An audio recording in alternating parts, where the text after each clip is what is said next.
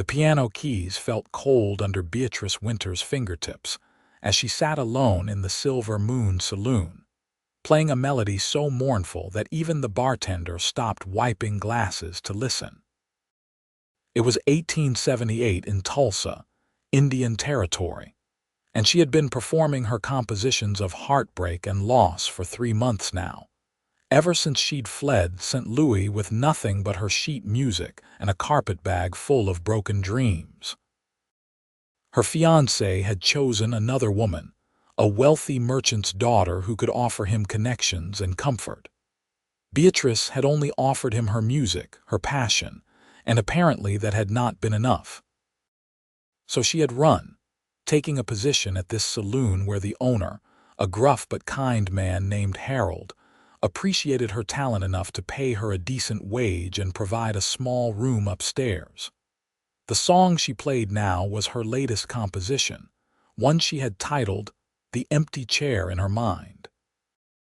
It spoke of loneliness, of sitting at a table set for two with only one person present. The notes cascaded like tears, rising and falling with the rhythm of a breaking heart. "That is the saddest thing I have ever heard, and I once watched a man lose his entire herd in a stampede." Beatrice's fingers stumbled on the keys, striking a discordant note. She looked up to find a tall man standing near the piano, his hat in his hands, dust from the trail still coating his leather vest and worn denim pants. His face was weathered from the sun, with lines around his eyes that suggested he smiled often, though he was not smiling now. Those eyes, a striking green that reminded her of spring grass after rain, looked at her with such genuine concern that she felt something catch in her throat. "I did not mean to disturb you," she said quietly, her hands retreating to her lap. "The owner allows me to practice during the slow hours." "Disturb? Madam, that was not disturbing. That was beautiful, heartbreaking but beautiful." He stepped closer, and she noticed he moved with a careful grace despite his size. He had to be over 6 feet tall, with broad shoulders and calloused hands that spoke of hard work. "I am Miles Cartwright. I just brought a herd up from Texas, and the trail boss said this was the best place in Tulsa for a drink and some music." Beatrice Winters. She found herself offering her hand, something she rarely did with the saloon patrons. Most of them were respectful enough, but they understood she was there to play music, not to socialize. Something about this cowboy felt different, though she could not quite articulate what. His handshake was firm but gentle, his palm rough against her softer skin. "Miss Winters, would you play something else? Maybe something a little less likely to make a grown man weep into his whiskey." Despite herself, Beatrice felt a small smile tug at her lips. "I am afraid most of my repertoire tends toward the melancholic." "Then maybe you need some new experiences to write about." Miles settled onto a stool near the piano, his long legs stretched out in front of him. "When was the last time something good happened to you, Miss Winters?" The question caught her off guard. She thought for a moment, her fingers absently touching the piano keys without pressing them down. I suppose when Harold hired me, that was good. It meant I had a place to stay and a way to support myself." "That is not what I meant. I mean, when did something happen that made your heart feel light? When did you last laugh until your stomach hurt, or watch a sunset that took your breath away, or taste something so delicious you wanted to savor every bite?" Beatrice stared at him, unsure how to answer. She had been so consumed by her grief and disappointment that she had stopped noticing anything beyond her own pain. Even the journey from Missouri to Indian Territory had been a blur of stage coaches and way stations, each day bleeding into the next. "I cannot remember," she admitted finally, her voice barely above a whisper. Miles leaned forward, his elbows resting on his knees. "Then that is a damn shame, pardon my language. A woman who can make music like that, who can pour so much feeling into notes on a page, deserves to feel some of the good things life has to offer. You do not know anything about me, Beatrice said, but there was no heat in her words. She was simply stating a fact. No, I do not. But I would like to. He stood up, placing his hat back on his head. I will be in Tulsa for a few weeks while the trail boss settles accounts and we all get paid. Would you allow me to buy you dinner tomorrow evening? Somewhere nice, not here in the saloon. Why? The question escaped before she could stop it. Miles smiled, and it transformed his entire face, making him look younger and sending crinkles around those remarkable green eyes. Because I think you need a friend, Miss Winters, and I happen to be between jobs at the moment. And because I would very much like to hear you play something happy, even if I have to give you a reason to compose it first. Beatrice knew she should say no. She had come to Tulsa to escape entanglements, to focus on her music and rebuild her life alone. But something in Miles Cartwright's earnest expression made her hesitate. He was not looking at her the way her former fiancé had, with that mixture of condescension and possession. Miles looked at her as if she were a puzzle he genuinely wanted to understand. There is a restaurant on Main Street called the Territorial Table, she heard herself saying. They serve a decent roast chicken on Friday evenings. Then I will meet you there at 6 o'clock tomorrow.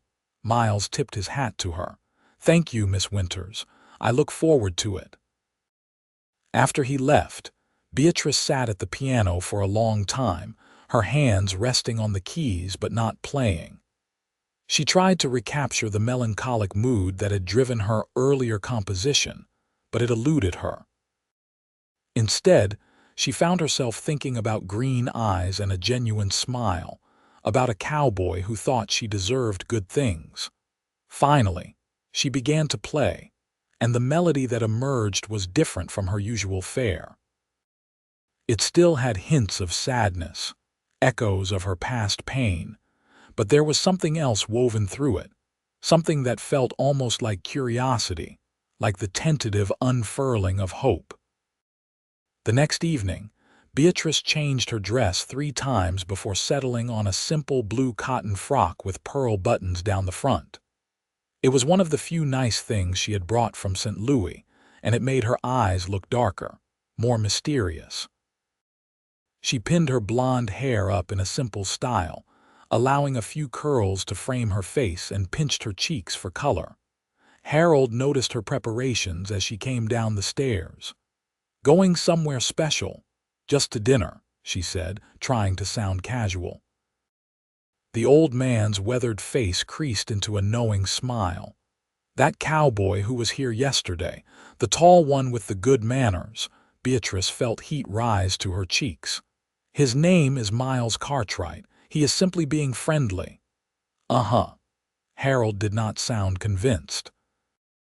Well, you be careful, girl. I know you have been hurt before. Do not let anyone take advantage of your kind heart. I will be fine, Beatrice assured him, though she appreciated his concern. In the months she had been working at the Silver Moon, Harold had been like a father to her, protective but not overbearing. The Territorial Table was busy when she arrived, filled with townspeople and travelers enjoying their Friday evening meals. She spotted Miles immediately, standing near the entrance in clean clothes, his hair still damp from what must have been a recent bath. He had scrubbed the trail dust away, revealing a handsome face with strong features and that same warm smile. Miss Winters, you look lovely. He offered his arm and she took it, feeling the solid strength beneath his sleeve. They were seated at a small table near a window that overlooked Main Street. The restaurant was modest but clean, with checkered tablecloths and the smell of fresh bread filling the air. A harried waitress brought them water and promised to return with the evening's menu. How long have you been working as a cowboy? Beatrice asked, folding her hands in her lap. Since I was 16. My father had a small ranch in Texas, but after he died, my mother could not keep it going. She moved back east to live with her sister, but I stayed. I love the work, the freedom of it." Miles leaned back in his chair, looking relaxed despite the formal setting. "I have been on 3 trail drives now, bringing cattle from Texas up to Kansas, and once we came through here to Tulsa. The pay is good and I get to see new places. Do you not get lonely, spending all that time on the trail with just the other cowboys?" Miles considered this. "Sometimes. But there is something about sleeping under the stars, about pushing yourself physically all day until you are too tired to think. It clears the mind. And the other men, they become like brothers after a few months on the trail together." The waitress returned, and they ordered the roast chicken Beatrice had mentioned, along with potatoes and green beans. When she left, Miles fixed Beatrice with that intense green gaze. "Your turn. How does a talented composer end up playing piano in a saloon in Indian Territory?" Beatrice had known this question was coming, but it still made her stomach tighten. She took a sip of water, gathering her courage. "I was engaged to be married in St. Louis. He was a banker, respectable, from a good family. I thought we were happy, or at least content. I wrote songs for him, played for him every evening. But I discovered he had been courting someone else, a woman whose father could advance his career. He broke off our engagement and married her within a month." Miles' jaw tightened. "That is despicable. I could not stay in St. Louis after that. Everyone knew, everyone pitied me. So I took what money I had saved and bought a stage-coach ticket west. I had heard that frontier towns needed entertainment, and I thought perhaps I could make a living with my music." She looked down at her hands. "Every song I have written since then has been about loss, about betrayal, about the various forms of heartbreak." "And before? What did you write about before he hurt you?" The question surprised her. No one had asked her that before. "I wrote about ordinary things. A sunrise, the way rain sounds on a roof, the feeling of accomplishment after finishing a difficult piece. Nothing profound, just observations about life. I would like to hear those songs sometime. I do not play them anymore." "Why not?" Beatrice struggled to articulate it. "Because they feel false now. How can I write about beauty and joy when I know how easily it can all be torn away?" The waitress arrived with their food, and they ate in companionable silence for a few minutes. The chicken was indeed excellent, seasoned with herbs and roasted until the skin was crispy. Beatrice found herself hungrier than she had been in months, the food actually tasting good rather than being just fuel to keep her going. "I do not think it is false," Miles said suddenly. "Just because something ends badly does not mean the good parts were not real. That sunrise was still beautiful even if you saw it with the wrong person. The rain still made music on the roof. Those moments existed, and they were true." Beatrice set down her fork, looking at him with new appreciation. "That is a surprisingly philosophical perspective for a cowboy," Miles grinned. "We have a lot of time to think on the trail, and my mother was a schoolteacher before she married my father. She made sure I could read and write, and she always encouraged me to think deeply about things." His expression grew more serious. "I have seen men eaten up by bitterness after they experienced hardship. They let one bad thing poison everything else in their lives. I do not want that for you, Miss Winters. You barely know me," she said, but her voice was gentle. "Then help me know you better." He reached across the table, his hand open in invitation.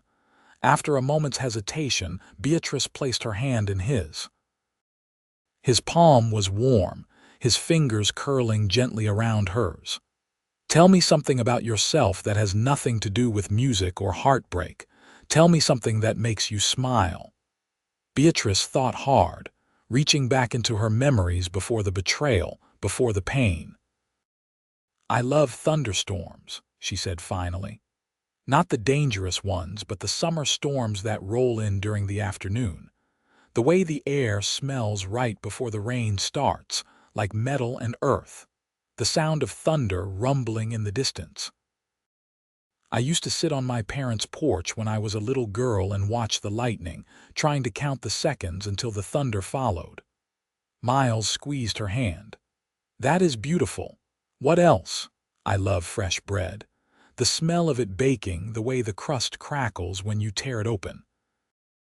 I love libraries, even though there are not many out here. I love the feeling of a new pen in my hand when I am writing down a melody. I love watching horses run in fields, all that power and grace. The words were coming easier now, memories bubbling up that she had buried under her grief. I love the color of the sky just after sunset when it turns that deep purple blue. I love the sound of children laughing. I love the first cool day of autumn after a hot summer. She stopped, suddenly embarrassed by her outpouring. But Miles was smiling at her with such warmth that she could not regret it. You see, you do remember how to appreciate beautiful things. You just forgot for a while. They finished their meal talking about inconsequential things. Miles told her about funny incidents on the trail, about a young cowboy who had been terrified of his horse for the first week until he finally got the hang of riding. About a cook who could make anything taste good, even with limited ingredients. About watching buffalo in the distance and seeing a golden eagle swoop down to catch a rabbit. Beatrice found herself laughing, really laughing, for the first time in months. Miles had a gift for storytelling, acting out different voices and gestures until she could picture the scenes clearly. He was self-deprecating about his own mistakes, like the time he had tried to impress his fellow cowboys by roping a calf and ended up tangled in his own lasso. When they finally left the restaurant, the sun had set and stars were beginning to appear in the darkening sky. Miles walked her back to the silver moon, his hand at the small of her back, a gesture that felt protective rather than presumptuous. "Thank you for dinner," Beatrice said when they reached the saloon entrance. "I enjoyed it very much. Would you allow me to see you again, maybe Sunday afternoon? We could take a walk, explore the town a bit." Miles looked almost nervous, and Beatrice found it endearing that this strong, capable man seemed worried about her answer. "I would like that." His smile could have lit up the entire street. "Then I will meet you here at 2 o'clock on Sunday." After he left, Beatrice climbed the stairs to her small room, her mind whirling. She lit the oil lamp on her desk and pulled out a fresh sheet of staff paper. For the first time in months, she wanted to compose something that was not about heartbreak. The melody came slowly at first, halting and uncertain. But as she worked, the notes began to flow more easily. This piece was different from her recent work. It still had depth and complexity, but there were lighter moments, passages that almost danced across the page. She worked late into the night, refining and adjusting until she had something she felt satisfied with. She titled it "Green Eyes and Second Chances." Sunday afternoon arrived with clear skies and mild temperatures, perfect weather for a walk. Beatrice wore a simple day dress in pale yellow, with a bonnet to protect her face from the sun. Miles was waiting for her outside the saloon, looking fresh and handsome in a dark shirt and clean pants. He offered his arm immediately, and they set off down Main Street. Tulsa in 1878 was a growing town, though still rough around the edges. The streets were dusty and wooden boardwalks lined the main thoroughfares. They passed the general store, the bank, a livery stable, and several other saloons competing with the Silver Moon for business. Beyond the main street, houses dotted the landscape, some simple wooden structures and others more elaborate affairs with painted shutters and flower gardens. "What made you choose this drive?" Beatrice asked as they walked. coming through Indian Territory instead of going all the way to Kansas. The trail boss had a buyer here who was willing to pay good money. There is a reservation not far from here, and the government needed beef to supply it. The money was better than what we would have gotten in Abilene or Dodge City, so we took the job. Miles guided her around a muddy patch in the road. Plus, I had never been to Tulsa before. I like seeing new places. Will you stay in the area after you are paid? Miles glanced at her, and something in his expression made her heart beat a little faster. That depends. On what? On whether I have a reason to stay. They walked in silence for a moment, the implication hanging in the air between them. Beatrice knew she should probably discourage him, should protect herself from potential hurt. But she found she did not want to. "Tell me about your family," she said, changing the subject to safer ground. "You mentioned your mother moved east."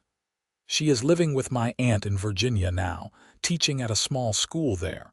I write to her when I can, though mail delivery is unpredictable when you are on the trail. She worries about me, but she understands that I need to live my own life." Miles smiled. "She would like you, I think. She always appreciated music and learning." "Do you have siblings?" "A younger sister, Anne. She got married last year to a clerk in Richmond. They seem happy." There was a wistfulness in his voice. "I have only met her husband once, but he treats her well, and that is all I can ask for." They had reached the edge of town now, where the buildings gave way to open grassland. In the distance, Beatrice could see trees marking a creek bed. Miles led her in that direction, and soon they were walking along the bank of a small stream, cottonwood trees providing shade overhead. "This is lovely," Beatrice said, watching the water flow over smooth rocks. "I did not know this was here. I found it yesterday while I was exploring. I thought you might like it." Miles found a flat rock near the water's edge and helped her sit down, then settled beside her. "It reminds me of a spot near my father's ranch where I used to go fishing as a boy." "Do you miss it?" "The ranch, sometimes. But life moves forward, not backward. My mother needed to be near family after my father died, and I needed to make my own way. This life suits me, for now at least." "What about the future? Will you always be a cowboy?" Miles picked up a small stone and tossed it into the creek, watching the ripples spread outward. "I have been saving my money. Someday I would like to have a small place of my own, maybe with a few head of cattle and some horses. Nothing fancy, just enough to make a decent living. A place where I could settle down, maybe have a family." He looked at her sideways. "What about you? What do you want for your future?" Beatrice had not let herself think about the future much, too focused on just getting through each day. "I suppose I want to keep composing. Maybe someday have my music published, though I know that is a long shot. I want to feel like my life has meaning beyond just surviving." "Your music already has meaning. I saw the faces of the people in the saloon when you played. You move them, make them feel things. That is a rare gift." They sat by the creek for over an hour, talking about everything and nothing. Miles told her more about his life on the trail, the dangers of river crossings and stampedes, but also the camaraderie and satisfaction of completing a difficult job. Beatrice told him about growing up in St. Louis, about her father who had died when she was 12, and her mother who had remarried a man Beatrice had never felt comfortable around. "Is your mother still in St. Louis?" Miles asked. "Yes. I wrote to her when I left, but she has not replied. I think she was disappointed that I could not make my engagement work, that I ran away instead of staying and facing the gossip." Beatrice felt the familiar ache in her chest. "She always wanted me to be more conventional, less focused on my music." "Then she does not understand you very well. Your music is part of who you are. Asking you to give that up would be like asking you to stop breathing." The simple understanding in his words made tears prick at Beatrice's eyes. How can you know that when we have known each other such a short time? Miles reached out and gently tucked a loose strand of hair behind her ear, his fingers lingering briefly against her cheek. Because I recognize the look in your eyes when you talk about composing. It is the same look I get when I think about having my own land someday. It is the look of someone who knows what they were meant to do. The moment stretched between them, charged with possibility. Beatrice thought Miles might kiss her, and part of her wanted him to, but instead he pulled back and stood up, offering his hand to help her rise. We should probably head back before it gets dark. I do not want Harold to worry about you. As they walked back to town, Beatrice felt something shifting inside her, like ice beginning to thaw after a long winter. Miles Cartwright was unlike anyone she had ever known. He was strong but gentle, confident but not arrogant. He listened when she spoke and seemed genuinely interested in her thoughts and feelings. And the way he looked at her made her feel seen in a way she had never experienced before. Over the next 2 weeks, they saw each other nearly every day. Miles would visit the saloon in the afternoons when Beatrice was practicing, sitting quietly and listening to whatever she felt like playing. Sometimes he would make requests, asking for specific pieces, and Beatrice found herself attempting more cheerful melodies to please him. On the days when she was not working, they would explore the area around Tulsa. Miles borrowed horses from the livery stable, and they would ride out into the grasslands, the wind whipping through Beatrice's hair as they galloped across the open prairie. She had never felt so free, so alive. One evening, after Beatrice had finished her performance at the saloon, Miles approached the piano with an unusually serious expression. The other patrons had mostly cleared out, leaving them with a semblance of privacy. "I got paid today," he said without preamble. "The trail boss settled accounts, and I have enough money to last me several months if I am careful." Beatrice's heart sank. She knew what was coming. He would be moving on, heading to his next job, and she would be left behind with nothing but memories and another composition about loss. "I see," she managed to say, her voice steady despite the turmoil inside. "I have been thinking," Miles continued, "about what I want to do next, about where I want to go. Of course, you must do what is best for you." Miles moved closer, taking both of her hands in his. "Beatrice, these past 2 weeks have been the happiest of my life. When I am with you, everything feels right. When I am not with you, all I can think about is seeing you again." Beatrice's breath caught in her throat. "Miles, I want to stay in Tulsa. I want to find work here, maybe at one of the local ranches or in town. I want to court you properly if you will allow me. I know we have not known each other long, but I have never been more certain of anything. What about your dream of having your own land? I can work toward that here just as well as anywhere else. Better, in fact, because I would be working toward it with you beside me." His green eyes searched her face. "Tell me you feel something too. Tell me I am not alone in this." Beatrice thought about the careful walls she had built around her heart after her fiancé's betrayal. She thought about how Miles had systematically dismantled those walls with his kindness, his understanding, his genuine interest in who she was as a person. She thought about the music that had been flowing from her lately, pieces that spoke of hope and joy rather than despair. "You are not alone," she whispered. "I feel it too. It terrifies me, but I feel it." Miles pulled her into his arms, and she went willingly, resting her cheek against his chest and hearing the rapid beat of his heart. They stood like that for a long moment, just holding each other, and Beatrice felt something inside her finally let go. The last vestiges of her hurt and anger at her former fiancé dissolved, replaced by a tentative but growing love for this cowboy who had given her reasons to write about joy. "We will take this slowly," Miles said, his breath warm against her hair. I do not want to rush you or make you feel pressured. I just want the chance to show you that not all men are like the one who hurt you." Beatrice pulled back enough to look up at his face. "I already know that. You have shown me that every day we have spent together." This time, when Miles leaned down, she rose to meet him halfway, and their lips came together in a kiss that was gentle and sweet and full of promise.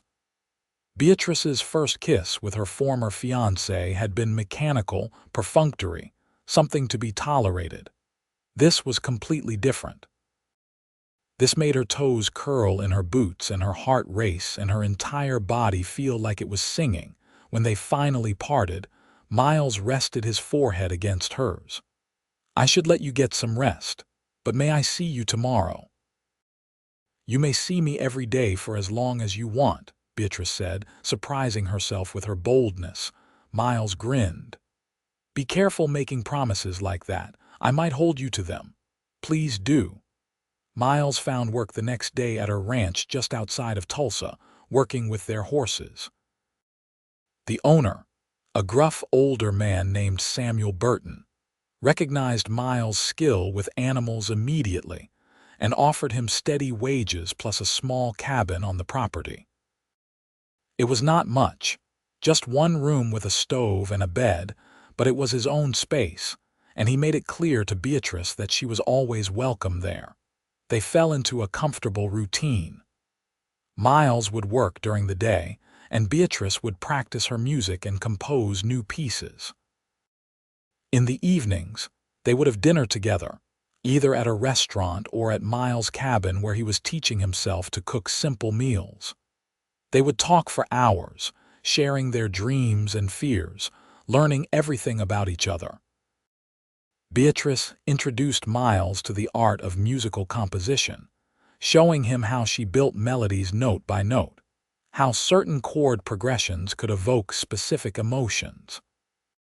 Miles, in turn, taught her about horses, their different temperaments and personalities, how to read their body language and respond appropriately. "You have a natural gift with them," Miles said one Saturday afternoon as Beatrice successfully calmed a skittish mare. They were at the Burton Ranch, and Beatrice had come to visit Miles at work. "See how she trusts you? That is special." "I just listened to what you taught me," Beatrice protested, but she felt pleased by the compliment. "No, it is more than that. You have empathy, the ability to understand what another creature is feeling. That is why your music moves people so deeply." As autumn turned to winter, their relationship deepened. Miles met Harold and earned the older man's approval through his respectful treatment of Beatrice and his honest, straightforward manner. Harold even invited Miles to join them for Thanksgiving dinner, which the saloon owner hosted in the private apartment above the silver moon. It was a modest meal, just the three of them plus the saloon's cook and a few regular customers who had nowhere else to go, but it was warm and genuine. Beatrice played piano after dinner, and for the first time in months, she played some of her older pieces, the ones from before her heartbreak. They sounded different now, richer somehow, infused with new understanding. "That was beautiful," Miles said later that evening as he walked her up to her room. "Thank you for sharing those with me." "I could not have played them without you," Beatrice said honestly. "You reminded me that the good things in my past were still real, still worth remembering." Miles cupped her face in his hands, his thumbs gently stroking her cheeks. "You did that yourself. I just helped you see what was already there." In December, Miles asked Beatrice to marry him. They were at their spot by the creek, bundled in coats against the cold, watching the water flow sluggishly between patches of ice. Miles had been quieter than usual during their walk, and Beatrice had sensed he was working up to something. "I know it has only been a few months," Miles began, his breath forming clouds in the frigid air. "And I know you might need more time after what you went through, but Beatrice, I love you. I love everything about you, From the way you bite your lip when you are composing to the way you laugh at my terrible jokes. I love how passionate you are about music, how kind you are to everyone you meet, how strong you have been despite the hurt you endured. I want to spend my life making you happy, giving you reasons to compose joyful music, building a future together. He pulled a simple gold ring from his pocket. This was my grandmother's ring. My mother sent it to me after I wrote and told her about you. She said she could tell from my letter that I had found someone special, and she wanted you to have this. Beatrice looked at the ring, tears streaming down her face. It was not fancy or elaborate, just a plain gold band with a small garnet stone, but it was beautiful in its simplicity. I am terrified, she admitted. I am terrified of being hurt again, of trusting someone with my heart and having them break it. I know, and I cannot promise that I will never make mistakes or that life will always be easy. But I can promise that I will never betray you, never lie to you, never make you feel like you are less important than anything else in my life. You are my heart, Beatrice. You are the reason I want to build something lasting. Beatrice thought about the past few months, about how Miles had been unfailingly kind and patient, how he had celebrated her successes and comforted her during her moments of doubt. She thought about the music that had poured out of her, compositions full of warmth and hope and love. She thought about how her definition of happiness had changed, expanding to include quiet moments with someone who truly understood her. Yes, she said. Yes, I will marry you. Miles swept her into his arms, spinning her around despite the icy ground, both of them laughing and crying at the same time. He slid the ring onto her finger, and it fit perfectly, as if it had been made just for her. They were married in January of 1879 in a small ceremony at the local church. Beatrice wore a simple white dress that she had sewn herself with help from the wife of the ranch owner. Miles wore his best suit, and he looked so handsome that Beatrice felt her breath catch when she saw him waiting at the altar. Harold walked her down the aisle, having taken on the role of father figure in the absence of her own family. Several of the saloon's regulars attended, along with Miles' fellow cowboys from the trail drive, including the trail boss who had stayed in the area. Samuel Burton and his wife came, as did several other townspeople who had grown fond of the talented pianist at the Silver Moon. The ceremony was brief but meaningful. When the preacher pronounced them husband and wife, Miles kissed Beatrice with such tenderness that several people in the audience sighed audibly. Beatrice felt like her heart might burst from happiness. The reception was held at the Silver Moon, with Harold insisting on providing food and drink for everyone. Beatrice played piano, and for the first time, she performed her new compositions publicly. The audience listened in amazement as the formerly melancholic pianist filled the room with music that sparkled and danced and celebrated life. "You have changed," Harold said to her during a break in the music. "I barely recognize you from the sad young woman who showed up here 6 months ago." "I barely recognize myself," Beatrice admitted. "I thought my life was over after what happened in St. Louis. I thought I would never feel anything but pain and anger. But Miles showed me that heartbreak does not have to be the end of the story. It can be the beginning of something better. He is a good man. Hold on to him. I intend to." Miles had arranged a surprise for their wedding night. Instead of going to his small cabin or Beatrice's room at the saloon, he had rented a proper hotel room, one of the nicest in Tulsa. It had a real bed with a feather mattress, clean sheets, and even a small fireplace to keep the winter chill at bay.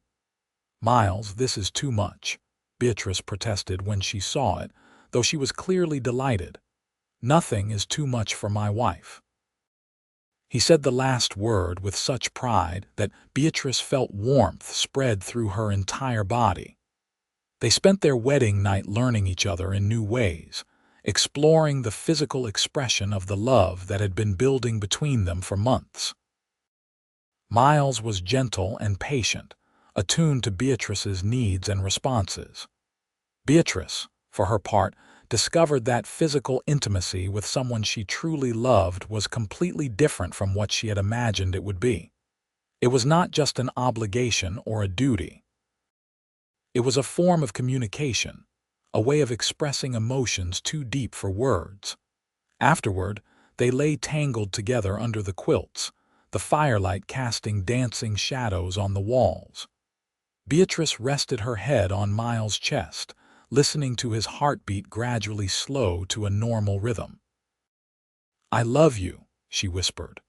"I do not think I have said that enough today, but I love you more than I knew it was possible to love someone." Miles pressed a kiss to the top of her head. "I love you too, and I am going to spend every day of our life together making sure you never doubt it." They moved into Miles' cabin on the Burton Ranch, and Beatrice quickly made it feel like home. She hung curtains she had sewn from fabric purchased at the general store and brought her most precious possessions from her room at the saloon, including her sheet music and composition notebooks.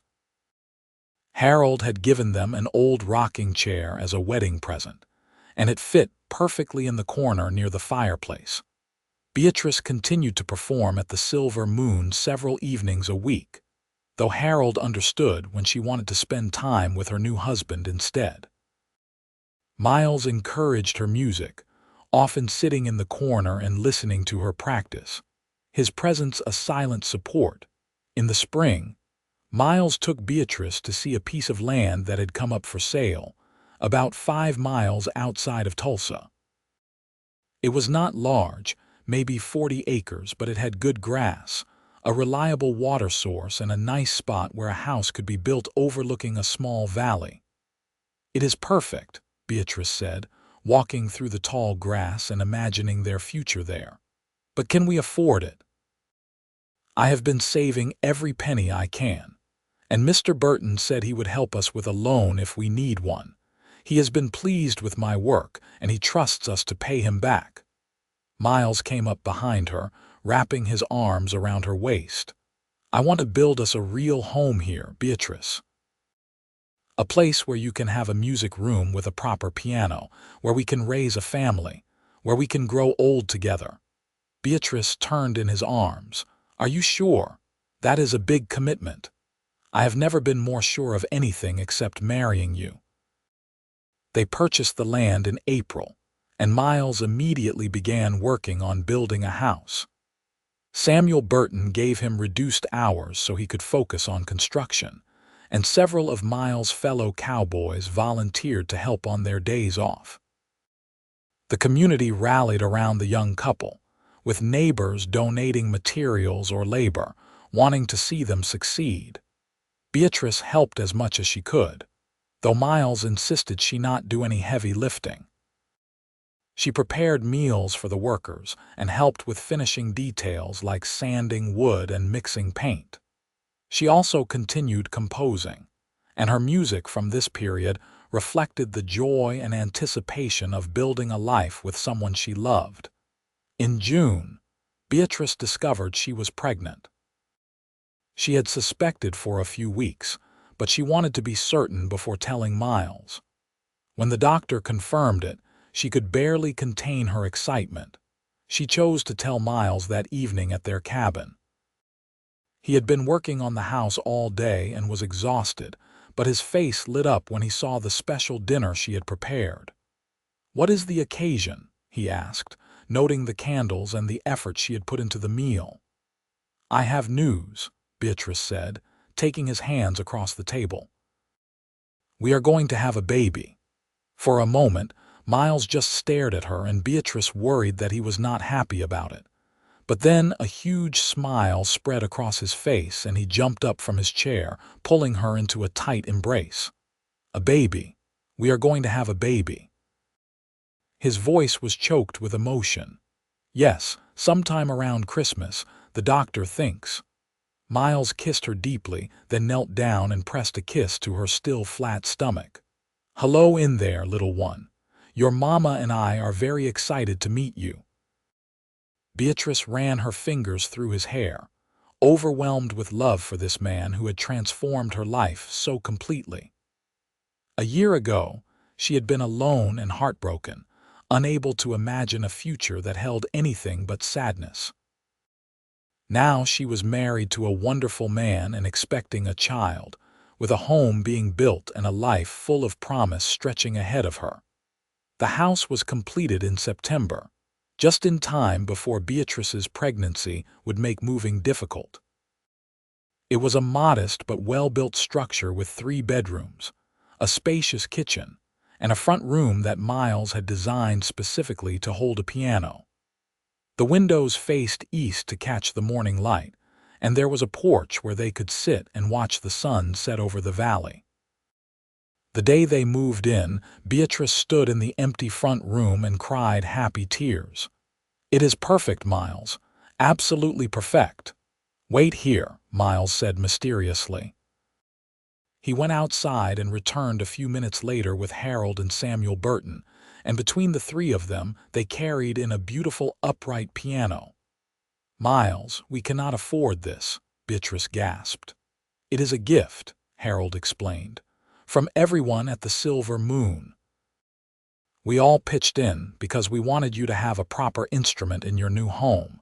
You have given us so much beauty with your music. This is the least we could do."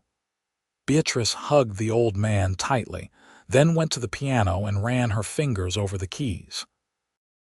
It was well-tuned and in excellent condition, better than the one at the saloon. She sat down and began to play, and the music that filled their new home was the most joyful thing she had ever composed. Their son was born on December 20th, during a snowstorm that blanketed the countryside in white. The labor was long and difficult, but Miles never left her side, holding her hand and encouraging her through each contraction. When the baby finally arrived, squalling and red-faced, Beatrice felt a surge of love so intense it took her breath away. "He is perfect," Miles said, tears streaming down his face as he held his son for the first time. "He looks just like you." They named him Thomas Miles Cartwright, and he became the center of their world. Beatrice discovered that motherhood came naturally to her, and she loved every moment, even the sleepless nights and the constant demands. Miles was an attentive father, happy to walk the floor with Thomas when he was fussy or change diapers without complaint. Beatrice had worried that having a baby would interfere with her composing, but instead, she found it enhanced her creativity. She wrote lullabies for Thomas, gentle melodies that soothed him to sleep. She composed pieces that captured the wonder of watching a child discover the world, the first smile, the first laugh, the first time those tiny hands reached for her face.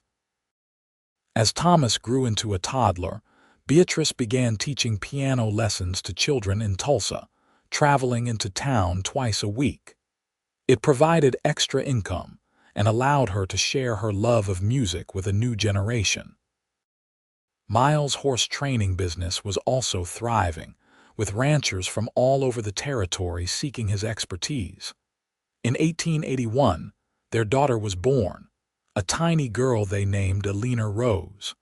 She had Miles' green eyes and a temperament that was equal parts sweet and stubborn. Thomas, now almost 2 years old, was fascinated by his baby sister and wanted to help with everything. Life settled into a comfortable rhythm. Their days were full of work and family, of small triumphs and occasional challenges. They built friendships with their neighbors and became valued members of the Tulsa community. Beatrice continued to compose, and in 1882, she achieved a dream she had barely dared to hope for when a publisher in Kansas City agreed to print a collection of her songs.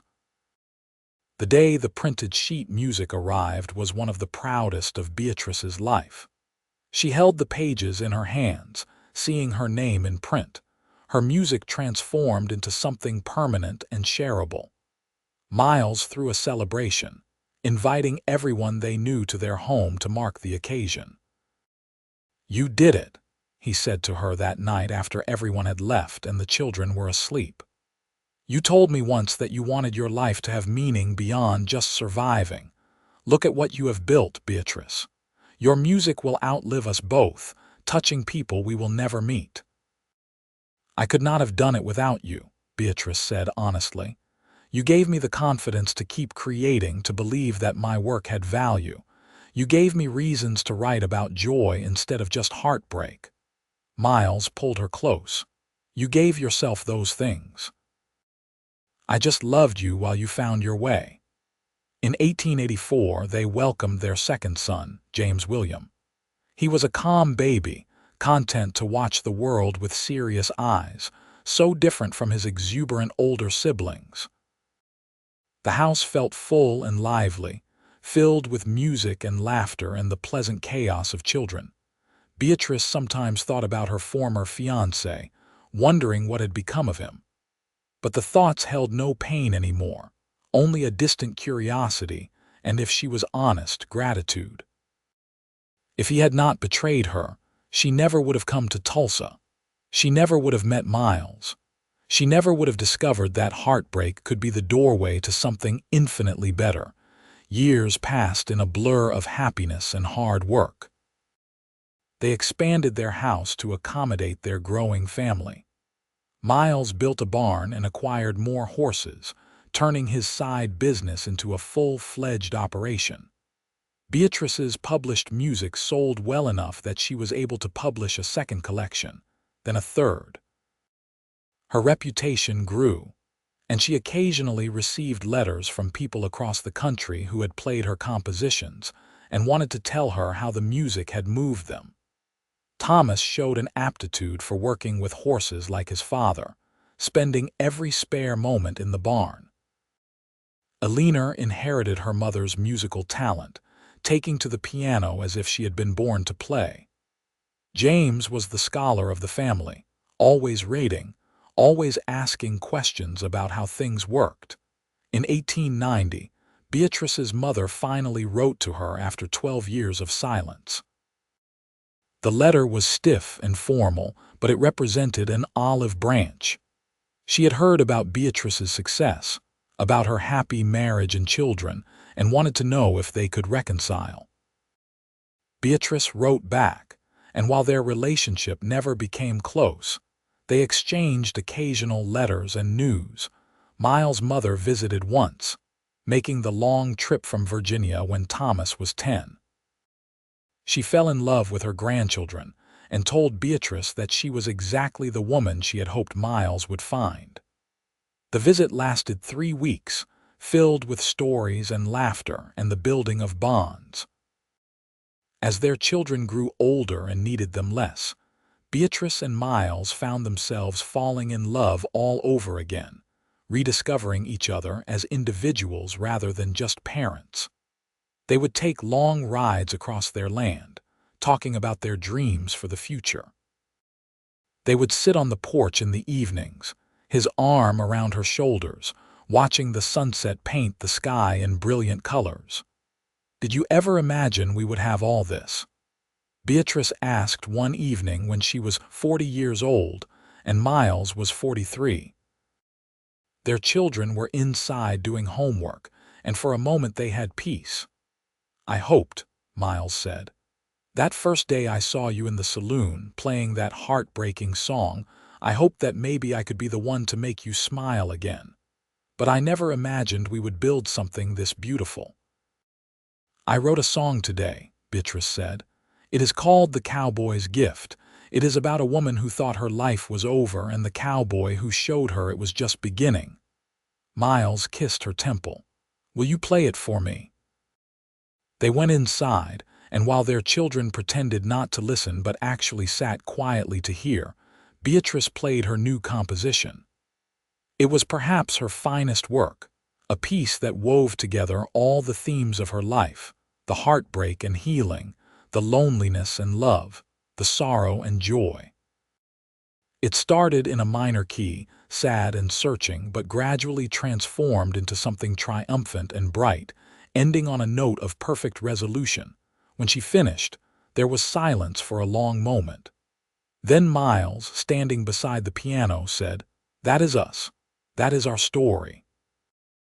"It is," Beatrice agreed. "Every note of it." Their children grew up and eventually left home to pursue their own dreams.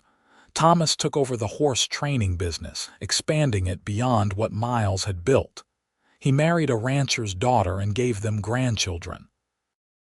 Eleanor moved to Kansas City to study at a conservatory, becoming an accomplished pianist in her own right and eventually a teacher.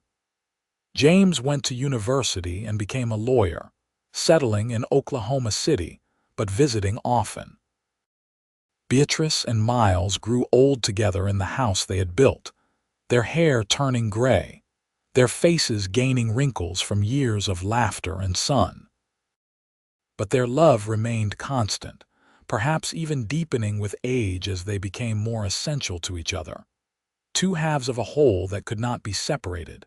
Beatrice never stopped composing, though her output slowed as arthritis made playing more difficult. But the music that came from her in these later years had a depth and wisdom that only life experience could provide. She published 6 collections in total, and her songs were played in homes and concert halls across the country. Miles remained active on the ranch until his late 60s, though he eventually handed over the day-to-day operations to Thomas. He loved having grandchildren around, teaching them to ride and telling them stories about the old days on the cattle trails. In 1910, when Beatrice was 56 and Miles was 59, they celebrated their 31st wedding anniversary with all their children and grandchildren present. The house was bursting with people, with music and laughter and love. Beatrice looked around at the life they had created together and felt nothing but gratitude.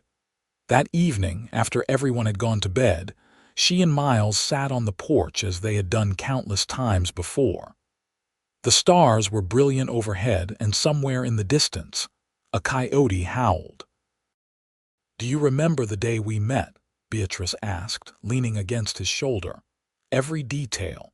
You were playing the saddest song I had ever heard, and I knew I had to talk to you. You told me I needed new experiences to write about joy. You were right." Miles kissed the top of her head.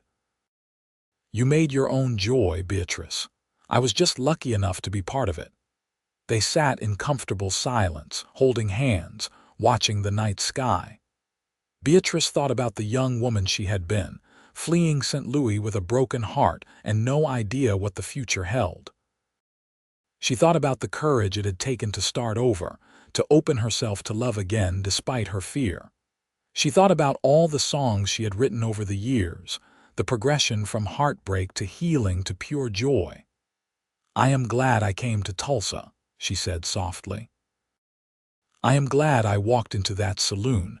I am glad you were brave enough to approach a sad woman at a piano. I am glad for all of it too, every moment that led us here." They stayed on the porch late into the night, two people who had found each other against the odds and built a life that exceeded their wildest dreams. The composer who had written songs about heartbreak had found her happy ending with the cowboy who gave her reasons to write about joy. And the music they created together, both literal and metaphorical, would echo through generations, a testament to the transformative power of love. As the years continued to pass, their story became part of local lore in Tulsa. The older residents would tell newcomers about the talented pianist who had arrived heartbroken and alone, and the cowboy who had won her heart. Their grandchildren would ask to hear the story over and over, never tiring of the romantic tale of how their grandparents met. Beatrice's published collections remained in print, introduced to new audiences with each passing year. Music teachers across the country used her compositions to teach their students about conveying emotion through melody. Her piece, The Cowboy's Gift became particularly popular, often performed at weddings and anniversary celebrations. Miles and Beatrice remained active in the community well into their later years. They attended church regularly, hosted family gatherings, and took genuine interest in the lives of everyone around them. When younger couples in town faced difficulties in their marriages, they would often seek advice from Miles and Beatrice, who were held up as an example of what a good marriage should be. "The secret is simple," Miles would tell them. "Love is a choice you make every day. You choose to be kind, to be patient, to put the other person's needs alongside your own. And you choose to keep choosing each other, no matter what challenges come your way." Beatrice would add, "And never forget why you fell in love in the first place. When things get hard, remember those early days, that feeling of possibility and excitement. It is still there, underneath the routine and responsibilities. You just have to look for it." In 1915, when Beatrice was 61, a music journalist from New York traveled to Tulsa to interview her for a magazine article. He was writing a piece about American composers, and Beatrice's work had caught his attention. She welcomed him into their home, serving tea and cookies while Miles sat nearby, listening with a proud smile. "Your music has such emotional depth," the journalist said. "There is a progression in your work, from the melancholic pieces of your early career to the more joyful compositions of your later years. Can you speak to that evolution?" Beatrice glanced at Miles before answering.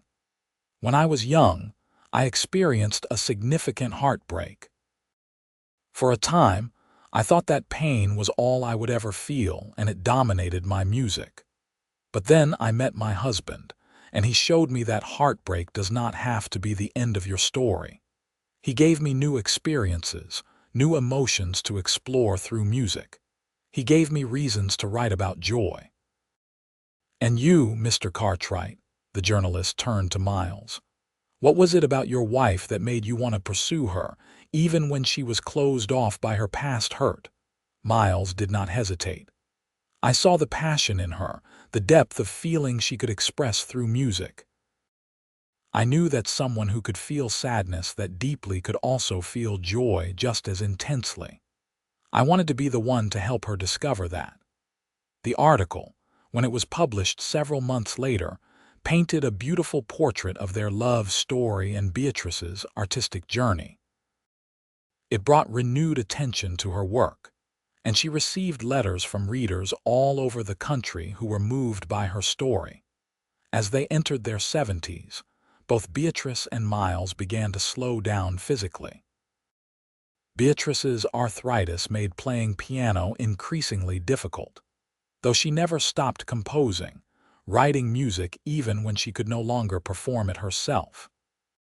Miles had to give up riding after a bad fall from a horse, though he still supervised the ranch operations and could often be found in the barn, brushing horses and checking their hooves.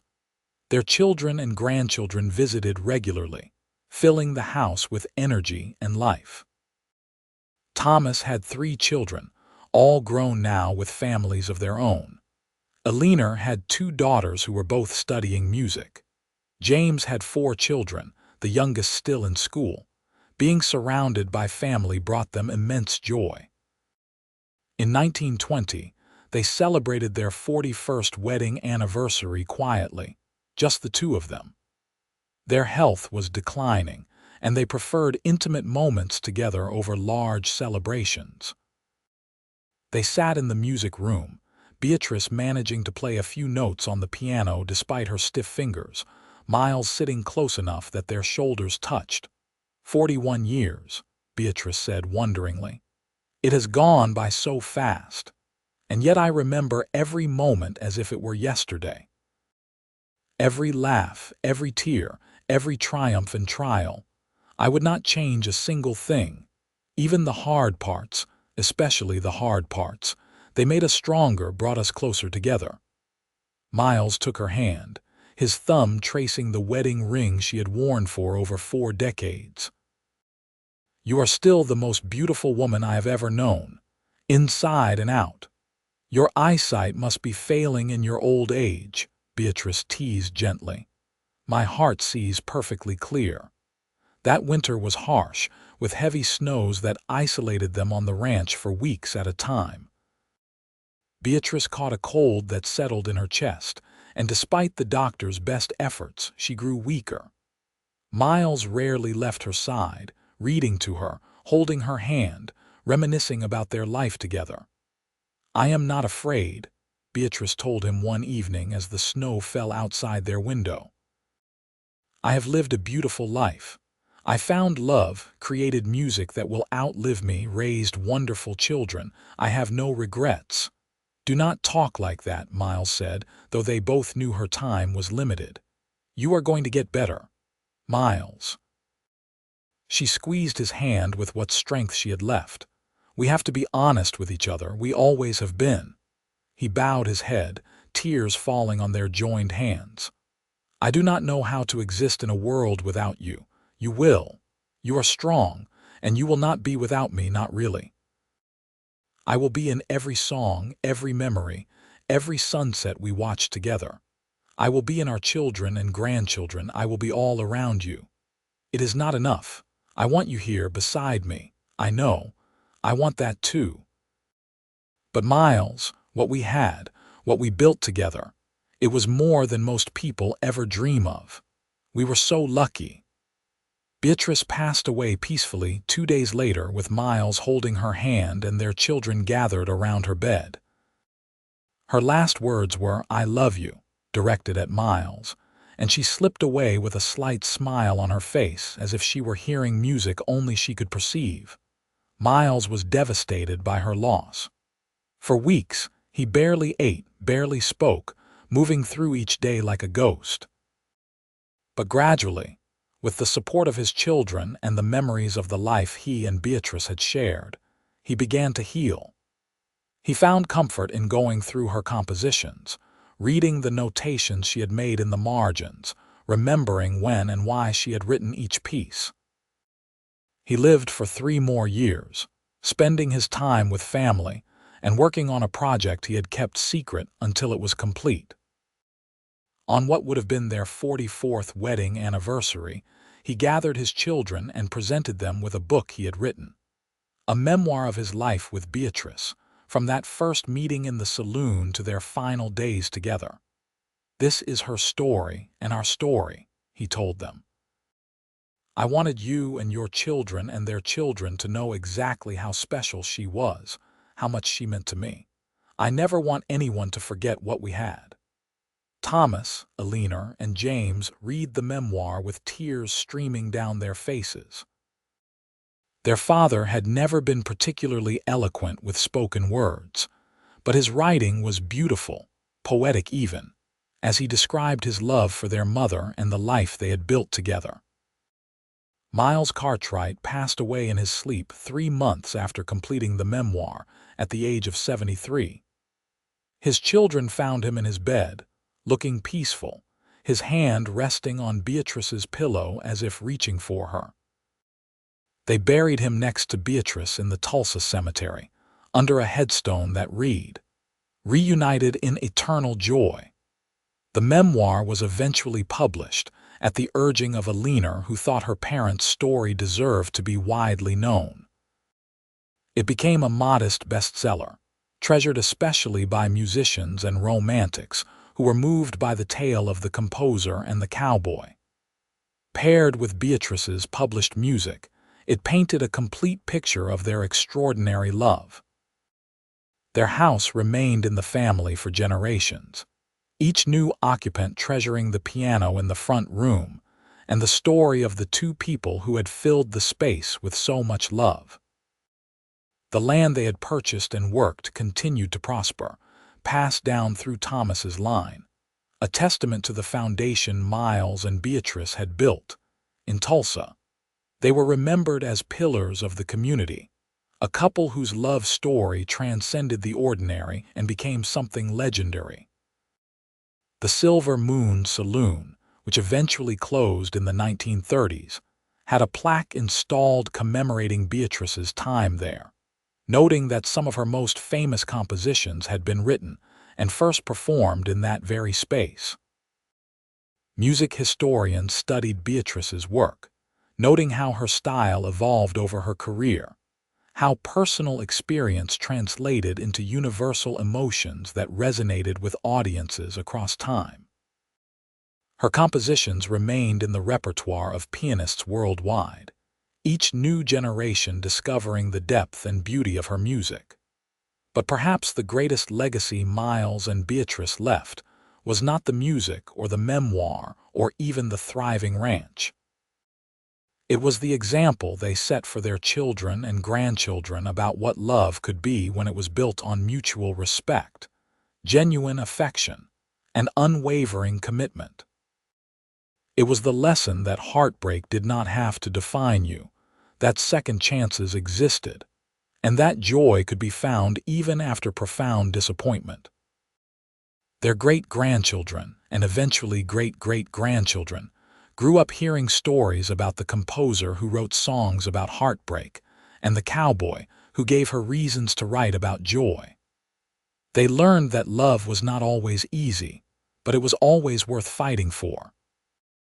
They learned that sometimes the worst moments of your life could lead to the best things, if you were brave enough to stay open to possibility. The story of Beatrice and Miles became woven into the fabric of their family identity, a North Star that guided them through their own challenges and triumphs. When marriages faced difficulties, when hearts were broken, when life seemed overwhelming, someone would inevitably bring up Beatrice and Miles, reminding everyone that love could heal, that joy could be found, that happy endings were possible. And somewhere, in the space between memory and imagination, in the notes of a piano composition or the whisper of wind across Oklahoma grassland, Beatrice and Miles existed still, forever young, forever in love, forever proving that sometimes the most beautiful music comes from hearts that have learned to sing again after being broken. Their story was complete, a closed circle of love that began with sadness and ended in joy, that started with a lonely woman at a piano and a kind cowboy who dared to speak to her, and that blossomed into something that touched countless lives across generations. It was a story that proved heartbreak was not the end, just a chapter in a longer tale, and that the best stories were the ones where people chose hope over despair, love over fear, and joy over sorrow. The composer had written her final song, and it was a hymn to love, to second chances, to the transformative power of finding your person and building a life together. The cowboy had fulfilled his promise, giving her not just reasons to write about joy, but reasons to live it, breathe it, embody it in every moment of their shared existence. And in the end, that was enough. More than enough. It was everything.